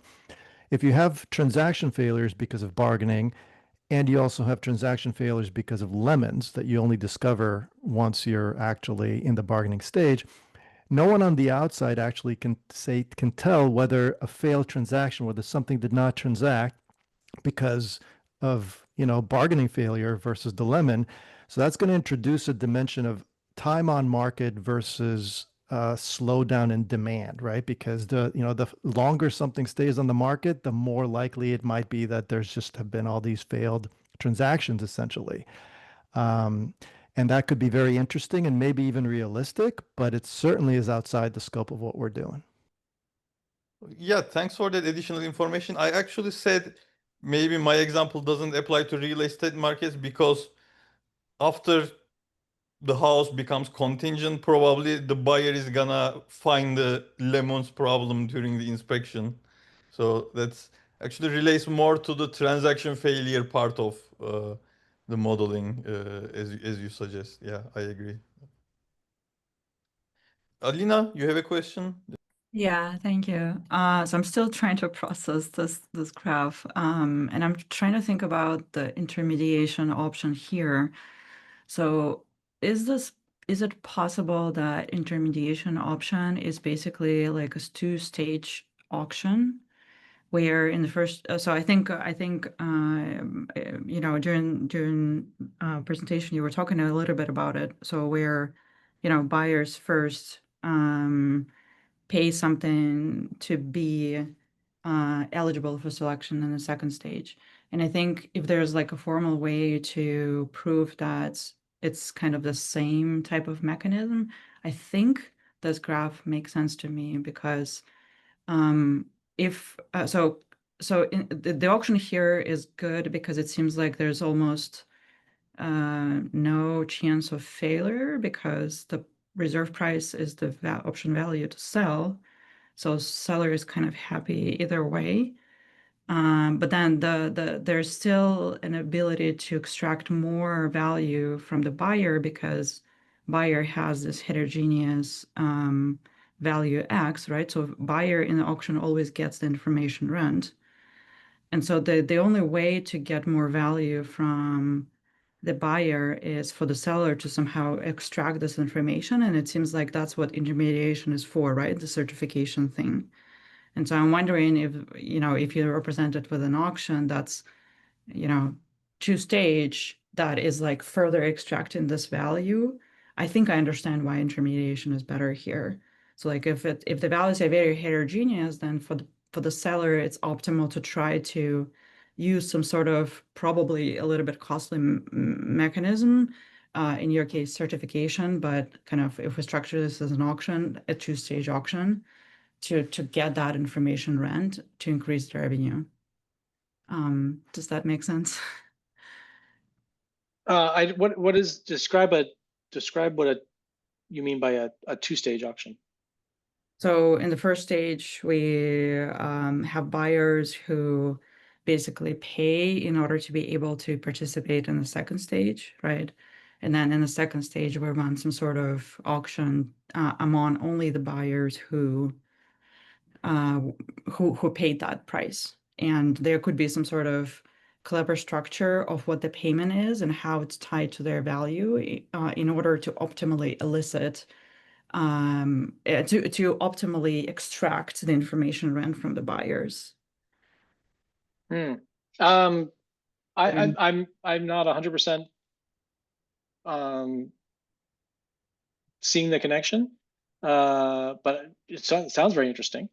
I can say that if it's just we run a first price auction to be selected, and then among who's selected, we run another first price auction, there will be no action in the second stage. Everyone will bid, and you'll select the top person. But you could imagine, like you said, I mean, there are these models about auctions with entry fees or participation cost. Like you could imagine a more, like you said, a more complex mechanism in the first stage that somehow, like you said, you use to reduce information rents and then run an auction afterwards. But just duplicating a first price auction, I don't think is going to give you the same as intermediation. I think you would need some sort of different. Yeah, totally. Okay, I don't think okay. I'm thinking maybe there's a clever way to set up this payment and how it relates to the value of the buyer in order to extract that rent. Is it fair to say that you're trying to sort of find a different mechanism to separate, to have people compete in the selection stage and compete separately in the bargaining stage, what we call the settlement stage? Is that how you're thinking about it? Yeah. Sort of. So in other words, in terms of auctions, I can't speak to other mechanisms, but I think in terms of auctions, to me, it's helpful to think about what happens when there's very, very little demand. In other words, just we're awash with supply. So what does that mean? That means that it's very likely when I'm a buyer that I'm going to be the only one that arrives. If there's any auction aspect at any stage, whether it's first, second, or 17th stage, if there's any auction stage to this type of thing, then the seller is effectively held hostage to the fact that I'm the only arrival. And because it's an auction, I can, I'll always get selected. I'll always bid things down, and the seller has to swallow that. So the difference that arises when you're thinking about bargaining as opposed to auctioning is with bargaining, at least in the way that we're framing it, which is sort of Nash, where there's some kind of equitable splitting of the surplus. Even when supply is extremely high, as long as I meet somebody, as long as the seller's matched with somebody, they know they can extract something. Whereas with any kind of auction, they'll extract nothing. So that difference is really stark when you go to very high supply or very low demand. And so you were mapping demand to heterogeneity factor here, or? No, leave heterogeneity alone and just imagine that we're awash with supply. In other words, if I'm a buyer, there's so many different places I can go and virtually no competition. I know that when I arrive somewhere, it's with 99% chance I'm the only arriving buyer. That gives me enormous power when I'm in an auction environment. It gives me no power or very little relative power in a bargaining situation where the bargaining is fair. Because I still split the surplus half-half. Okay. Yeah, I need to think about it. Also, I unfortunately have to run to class, guys, but really great paper. Thank you. Okay. Is Can I there ask any other question? Oh yeah, Derek, go ahead. Yeah, thanks. So I think it's a sort of quick question about the interpretation of the real estate brokers. Like I guess my take on it was that they were this technology for revealing information, and then when you added the possibility that it was costly to use that technology, that some buyers might not want to do that, and then I thought you said something about sort of connecting it to the old standard brokerage contract. Like I guess the idea that sellers might be paying for buyers' use of this feature is that, can you sort of flesh that out a bit for me? Yes, the way, so sellers value this information, right? So a bunch of people show up. I'd like to know that I can trust what they say, that they're not, gonna act crazy. And, if they say that they're interested and, they're not gonna then come back and try to undercut me by 50,000 or what they said. And so I would like, if there was some way that we could certify, buyers' credibility, I would like that. So I'd be willing to pay something for that, right? And I'm a seller, and I'm thinking about, I don't have private information. The buyers have this heterogeneous value, and so I'm sort of paying for that good on average, right? And so that could be valuable to me. Whereas the buyers know their valuations, and so higher value buyers might be willing to pay for that. But people who are, I'm calling them lower value, but of course they have value that's sufficiently high to search, right? But they're still at the low end of the people who are searching for the assets. What do they get out of the certification, right? They're not going to increase their chance of being selected, right? And they already are only they're already taking the option of, if there was no information about them, they're already going to be the type that is only transacting half the time, but at that low price, right? And when it comes out, when the asymmetric information bargaining comes out the other way, they're just going to walk away and have transaction failure. And so they don't have very high incentives to pay for this, to get self-certified, right? And so that's just a restatement of saying some buyers won't pay to self-certify. And so if we put the onus on buyers to do that, we will no longer have the result that just because a certification technology exists, that we will have everyone get certified. That's all. And so Okay. the like, difference is that I when understand sellers that. pay, they pay for it on average. A buyer pays for it with, or is asked to pay for it with full knowledge of their type, and they'll have different incentives to do that depending on their type. So is it an individual seller would want to do that for the buyers that show up for them? Yes. Or as a group, would all sellers want to do that?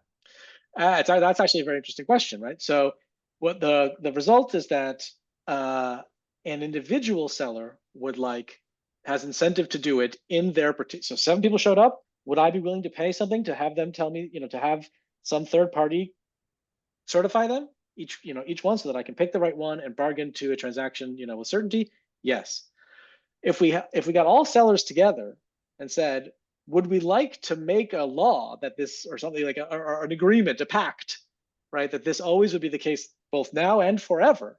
It's actually possible. I mean, it could go either way, right? Because for the foresight I talked about a bit, which is that if we all agree to do this, including into the future, we change the outside options of buyers that we deal with today, because they say, well, if I don't trade today, I know that tomorrow I'm going to go to an auction, and my high value will be to a seller, and my high value will be certified, and so he'll pick me, right? And so I don't need you today. I need you less today. I can, my outside option's higher, and that could, but of course that happens, recursively, and so that could actually harm sellers on average, right? But of course, this is like a collective action problem, right? That each individual seller would like to do it for because they don't take into account that if we all do it, we change endogenous valuations, right? So taking valuations as fixed, I would love to know which buyer is which. But if we got together all sellers and said, would you like this to happen, now and forever? It actually depends on parameters. Could go the other way. Okay, that's interesting. Thanks. Thank you. Sorry, quick question. So I know it's standard in the literature, right, that we have a typical outside game, matching game, and then for the bargaining thing, it's basically micro-founded with another strategic game, as if people were playing in isolation, right? So and what that causes the outside option, right, from the matching game would actually go into the bargaining game, but actually the fact that the bargaining power, right, is now changed. I think that's related to what Jacob said, is even if, right, I'm the only buyer in the market, supposedly I go to whatever place, right? I mean, I can say I'm the only guy. The fact that I cannot use this to increase my bargaining power in the bargaining game. So how much of the result is driven by this thing? Because supposedly, right, in the strategic foundation, we also assume people have we often this infinite rationality. They think about the forward, and then they back out, right? That the first stage, that's the optimal game that they should play, right? Sorry, could you just repeat the question? So basically the question is how much of that rely on this specific foundation that the strategic game, right, is actually ignorant, or in some sense is the fact that we microfund the strategic game is not considering the fact that later on there is a matching game being played. Okay, go ahead, Jake. Yeah, I'm wondering again. I need more clarity on the question. Are you asking whether in our model people are not perfectly rational, or are you asking what would happen if people are not perfectly rational? Well, what I was asking is what happens, right, if in the strategic game, right, in the strategic bargaining game, right, people would foresee the fact that the later the matching game. So suppose you're on the short side of the market, as your example, you are a buyer, right? How much of the fact that later on you will meet a lot of seller, right? I mean, that would actually give you actual bargaining power in terms of bargaining game.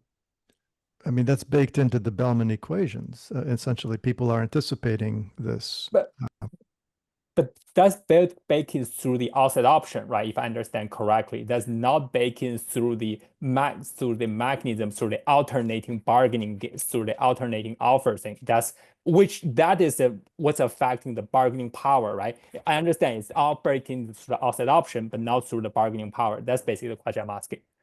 Yes. Yes, we do not have. So if we do not consider generalized Nash bargaining, where there are these bargaining power exponents in the Nash product function, right? And you're asking, would it be reasonable? And this is a huge question. This is not just specific to our paper. Would it be reasonable in all of these search and matching papers that use Nash bargaining that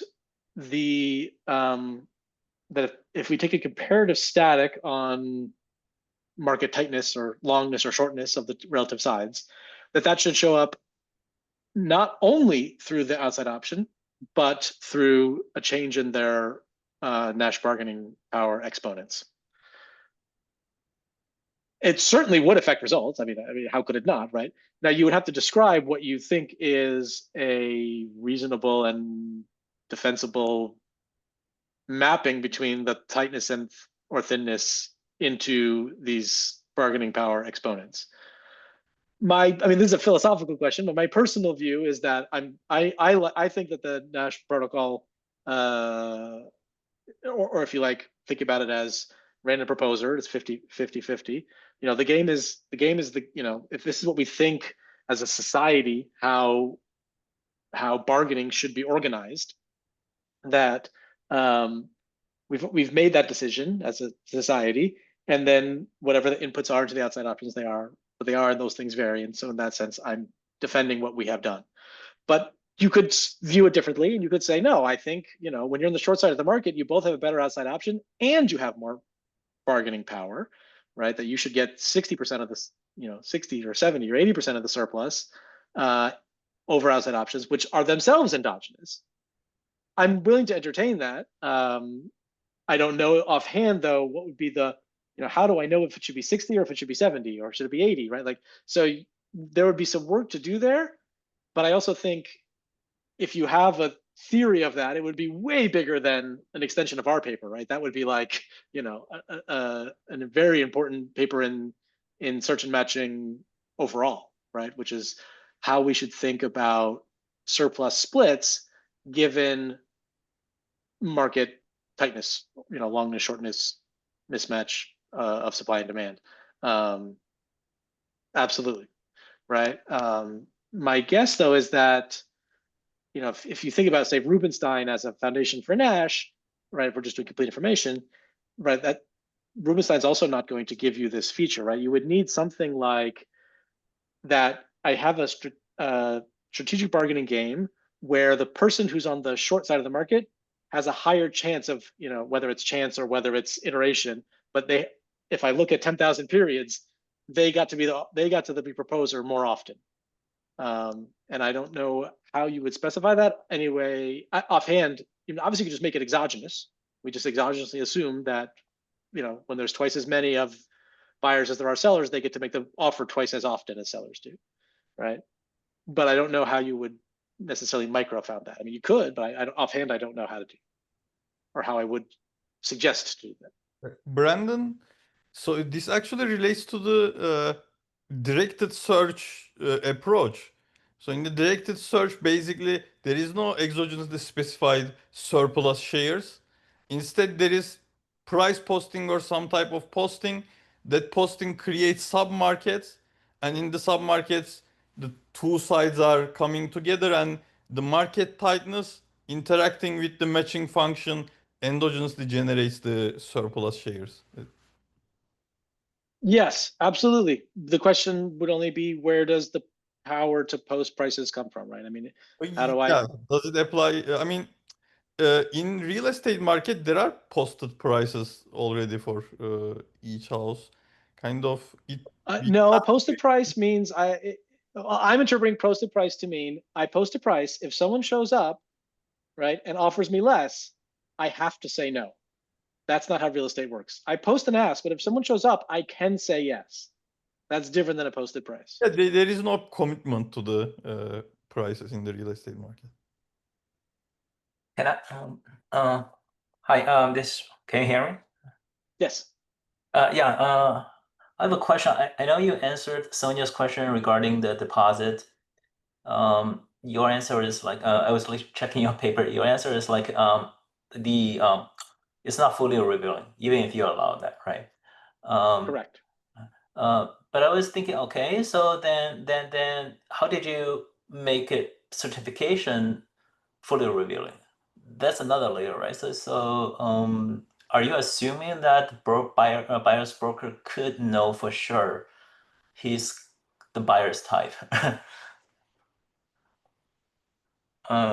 Do I have to be absolutely honest with my broker?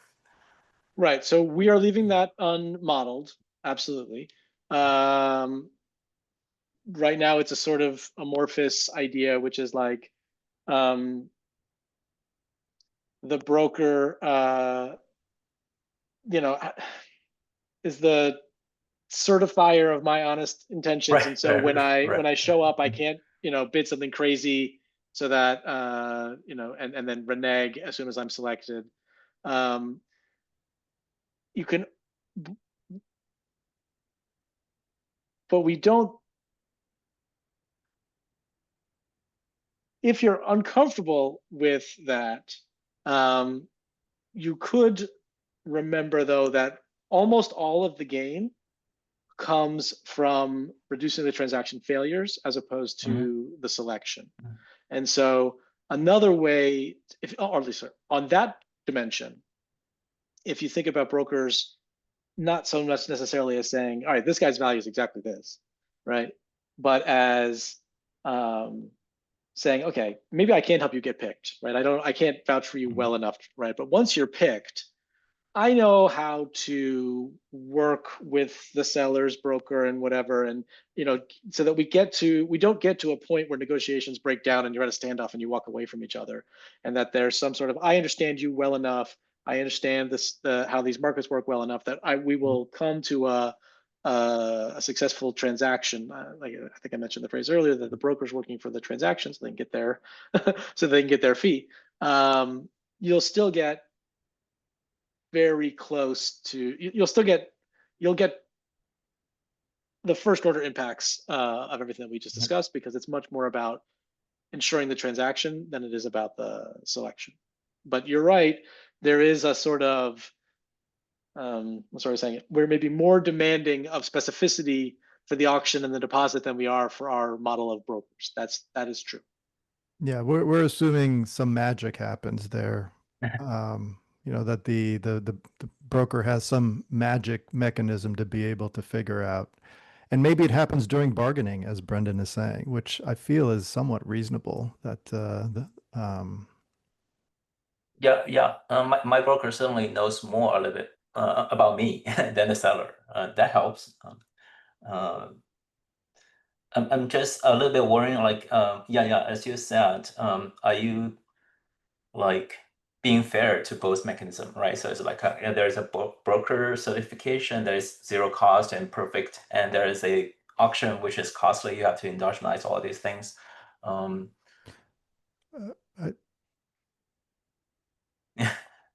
Brendan, go ahead. Well, as theoretical constructs, I don't know if I'm not, fairness. If fairness is my most important criteria, but I take your point. I understand what you're saying. That, like I said, there's a level of specificity to the modeling when we think about auctions and deposits that is not the same as in brokers. But it is the same level of specificity that people spend on what they would call disclosure games, right? And so making the connection between broker and disclosure, or broker as certifier, maybe there is some wishful thinking in between.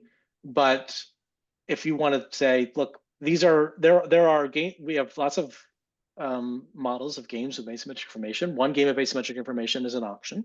Another game of asymmetric information is certification and disclosure games. Forget the word broker, forget real estate, just certification and disclosure. If a technology for certification and disclosure exists, what will that do to equilibrium, right? And we do handle that with the same level of, level of theoretical carefulness and proof that we do the auction. But just as we do,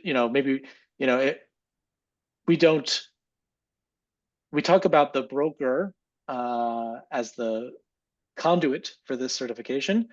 We actually, I guess we don't say anything about who there's no auctioneer in our model, right? Like, who's conducting this auction for you, right? Like we don't get into that either in some sense. or the enforceability, right? Because to have auctions, you need enforceability as well.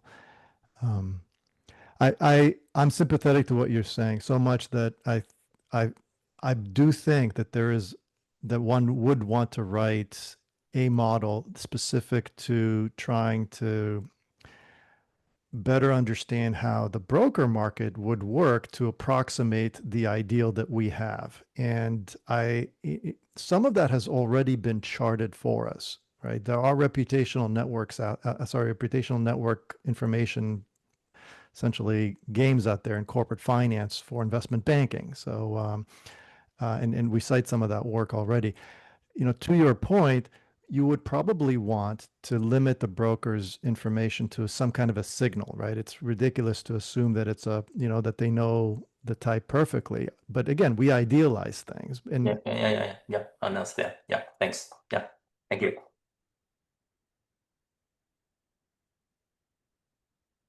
Okay, Semi, I think I do need to go at 2:00 here. Thanks everyone for joining. Thanks Brandon for great presentation, and thanks Jacob for contributing to the discussions. We hope to see you all next month for Guillaume Rochetto's presentation. Thank you very much.